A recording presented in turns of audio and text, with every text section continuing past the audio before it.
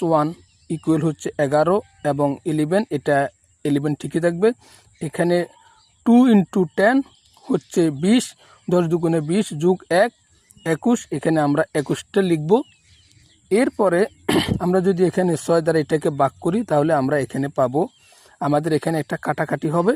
কাটাকাটি হয় কি দেখুন, যেমন এখানে 6, এখানে 10, 6 এবং 10-এ কাটাকাটি করলে এখানে হয় 2 দিয়ে কাটাকাটি করলে হয় 5, এখানে হয় 3, এখানে 3 এবং এটা কাটাকাটি করলে হয় 7।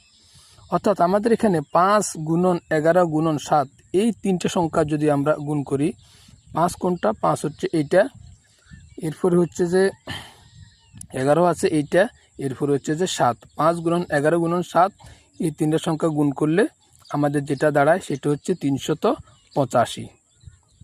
এই যে 385, এটা আমাদের কয়ের আনসার। অর্থাৎ 1 square plus 2 square plus 3 square, এভাবে করে 4 square, 5 square, 6 square, 7 square, 8 square, 9 square, 10 square সবগুলো যোগ করলে, এরপরে মান সবগুলো যোগ করলে হবে আমাদের 385। এরপরে আমাদের প্রশ্নটি রয়েছে যে গুণোত্তর দ্বারার, আমাদের যে প্রশ্নটি রয়েছে লক্ষ্য করুন ডিয়ার লার্নার, এখানে আমাদের বলা হচ্ছে যে গুণোত্তর দ্বারার পি কিউ আর এর মান নির্ণয় করো।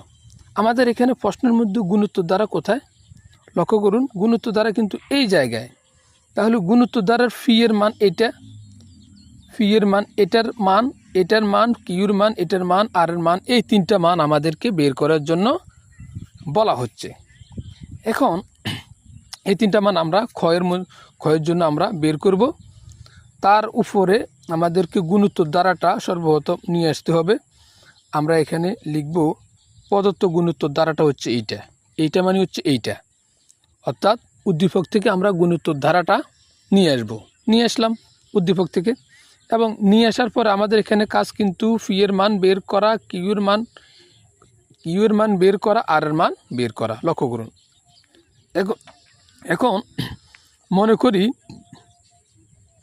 ধারাটির প্রথম পদ কোথায়, অর্থাৎ এইটা ধারাটির প্রথম পদ a = 1/√3। তাহলে ধারাটির সাধারণ অনুপাত এখানে কে, এখানে আমরা ম্যাক্সিমাম অঙ্কের মধ্যে সাধারণ অনুপাত আমরা আর দিই, কিন্তু এখানে অঙ্কের মধ্যে আর থাকার